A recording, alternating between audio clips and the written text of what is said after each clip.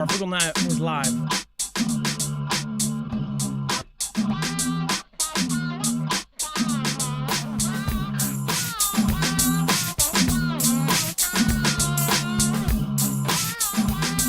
All right, what is going on, guys? It is Adam, aka Marf, and this is Marfoogle News. We're going to get right into it, and again, late start tonight, so we just get right into this. We have Super Hornet assigned to USS Harry S. Truman, lost at sea. So this is actually, it feels like the second time that something like this has happened. They say that this jet actually fell off of the aircraft carrier. Now, if you are in the Navy, please chime in. How often does this actually happen? I don't have stats in front of me, but I would think that this is a kind of a scary thing to happen. And of course, pilots that work on these kind of carriers, if they take off and land on these things, this probably happens. But a F-18 Super Hornet assigned to the carrier Air Wing embarked aboard aircraft carrier USS Harry Truman, one of the ones that we've been talking about because it is responding to a conflict or a possible conflict, has lost at sea during a towing incident in the hangar bay on Monday. Again, they say lost at sea. I hope they know exactly where this thing is. The single-seat Super Hornet assigned to the Nighthawks, and I'm joking, of the Strike Fighter Squadron was actively under tow in the hangar bay when the move crew lost control of the aircraft. The aircraft and tow tractor were lost overboard. Again, sailors towing the aircraft took immediate action to move clear of the aircraft before it fell overboard. An investigation is underway. Did somebody, hit that ganja before doing their job? Was this a screw up, or was this something that, couldn't be avoided? Again, this is kind of odd. Again, some are saying that, is this a cover up? Is this something weird? Again, I guess we'll see, right? There's a lot of crazy stuff happening right now. And again, there's a lot more urgent stuff than this flying off, unless this is a cover-up. Again, there's a lot more important stuff that's going on. Now, before we move on, I do want to remind you real quickly, again, make sure to go check out marfooglenews.com/EMP. If you haven't checked out EMP Shields, these are awesome because they will protect you against not only an EMP strike from an adversary, but it will also protect your cars, trucks, motorcycles, boats, and anything that runs, including your generators, against a Carrington-level event. So again, this is great protection. It's very easy to put in yourself. 10 minutes, your car is protected, and it will get you home to your family to bug in or get out to bug out. Go to marfooglenews.com/EMP. Make sure to use the code MARF, not only for $50 off per device from us. There is the Liberty sale which stacks, again, up to, again, $200 off if you get 4 units or more. All right, let's bring in my co-host/internet brother, Dex James. What is going on, and how are you doing today? Well, hello, Adam, and hello, Foogle fam. I'm doing just fine. So out of the zone. By the way, we have had several issues. We did end up getting sort of some answers about what's happening. And again, some of the streaming issues will be fixed. Last night or Saturday, I did a jam session. If you guys were there for that, you can go check that out. Highly don't recommend it. But again, that stream had so many issues. It was crazy. So hopefully it will get better. Now, more importantly, though, it is because there's going to be so much important info coming out. There are a lot of moves being made as far as a war is concerned. We've got tons of that coming up on the show right after this as well. But again, Dex, let's talk about this huge blast at key Iranian port and what happened there. Well, look, this is a very big deal. It is the country's largest commercial port. The blast took out 28 people, injured about 800. It blew the windows and roofs off of all the nearby buildings, destroyed cars. Even that image there, it's massive. You can, I kind of put this back to, the Beirut style event that we saw at that port. I think they're saying this happened with a fuel event. The entire warehouse there was, they said a warehouse there was filled with smoke, dust, and ashes. I don't remember what, it went under the table and was thrown there by the blast, one person said in the area. So the aerial footage showed at least 3 areas ablaze. One of the private maritime risk consultancies said it believed it affected the containers had contained solid fuel destined for ballistic missiles. So that's the fuel part I was mentioning. So they were suggesting that was the case. Now, what we don't know is what actually caused it. Did somebody sabotage this? Israel's pretty quiet at the moment. But this is a big deal because this is damaging their port. It's obviously injured a lot of people and perished a lot of people, but it's also a huge event to their own country as far as like, what this port means to them and bringing goods and in and out of the country. So So first of all, the fact that there was fuel that was destined for ballistic missiles, just to break down what most of us think this means, is that this looks like either a Fantastic Freddy by themselves, which I don't think it would be, an attack by a 3-letter agency or something that happened, a sabotage that would blow up something that does have to do with their nuclear sites. I mean, we've been threatening for 6-8 months, 6 to 8 months, really hardcore threatening to, do these nuclear sites in. And now one of these things blows up, this port with all of this stuff blows up. I mean, the timing is kind of crazy. At the same time, Russia and Ukraine, if you weren't following, it looked like there was, hope for peace. But again, that's for somebody reading this for the first time that hasn't read the other 8 times that they've said the exact same thing. And of course, there's always stipulations that neither side are going to agree to. The never-ending war, as some are calling it. So, like the Russia and Ukraine, that is all happening. They are very connected with Iran. Iran has now been pushed back into a corner. Obviously, Syria and everything else, the Houthis, all of them are being pushed in.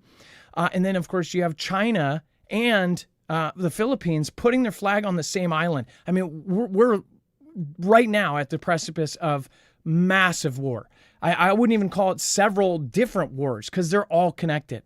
So this event, this is, I don't know if this is instantly going to track something, but this looks like a big event that they're going to say, well, this is like a smack in the face. Even if it wasn't the U.S., it could have been Russia to make it look like the U.S. to get something popping off, or it could have been any other country. We don't know. It's most likely, in my opinion, I think that this was a low-key strike on some sort of really high, high quality target in Iran. And that means things are popping off. What do you guys think, though? Let me know in the comments down below. And again, this is based off the information we have right now. I'm sure that more information will come in, and who knows? It might all be propaganda and BS. But again, that explosion wasn't. And then Pakistan's defense chief warns military incursion by India is imminent. Now, I talked about this week, and there was comments. People didn't even know what the heck was going on. First of all, there's a huge thing going on between India and Pakistan, both nuclear powers. And it's so crazy because I've talked about India and myself and many others have just a general intuition, right? And it's crazy because the whole world has been talking about everybody except for India and Pakistan. India and Pakistan are always at war. They have been in their own dispute for a very long time. Well, now India says that this tea event, this horrible, horrible event that essentially took many, many lives, was done by Pakistan. I actually watched the full interview of, I believe it was the chief minister of defense. When you hear him talk, I believe him, but there's a caveat to that. He's basically saying he thinks that India did a Fantastic Freddy. Not saying that I'm a believer of Pakistan or anything, but the guy on Sky News in his interview basically said, no, this wasn't us. We don't know about it. This was India. This is a Fantastic Freddy to get something popping off. And the thing is, he could be compartmentalized, so he doesn't know. So he really does go out there and he looks genuine, and he's saying that he doesn't, he believes that India did this, or India did do this. But why would India do this right specifically now with everything else that's going on? India and Pakistan are going to be a huge, huge thing here. Dex, let's talk about this map here real quick, and what the heck this could turn into. Well, I mean, look, the big deal is that they're on the brink, and it's all over that event that happened last week, right during the same time our VP was visiting the country. Seems like wherever he goes, something happens. And so Vance was there. They had the T attack, and they've actually got a couple of suspects now that they say are from Pakistan. So they're holding Pakistan accountable. Even if it's not directly from the state was harboring them, as they call it. So they're still holding them accountable. Now both sides have moved military in. The reason it's a big deal, they're both nuclear powers. 164 nukes for India, 170-ish, I think, for Pakistan. Pakistan does not have a no first use policy. So they've never signed any treaties saying they would never adhere to that. So they could actually strike if they wanted to. India does have a no first use policy, so they would probably retaliate. But they both suggested that, all means are on the table when it comes to a conflict with one another. What if we actually, for the first time, everybody's talked about nuclear war for a very long time, which I don't believe we'll ever get to mutually assured destruction or anything like that. I don't think, I think the people that run this planet are stupid, but not that stupid. But I do believe, and I've said for years, that I do believe we could see an event where you see a single nuke go off or a tactical nuke or something like that. I think that's how we'll be reintroduced to it. Again, it could even be a wag the dog scenario, but I do believe that sometime in the future we will see in our lifetime a nuke go off. That's my opinion anyways. Let me know yours. Between India and Pakistan, we have covered. I don't know if you guys can go back through our archives.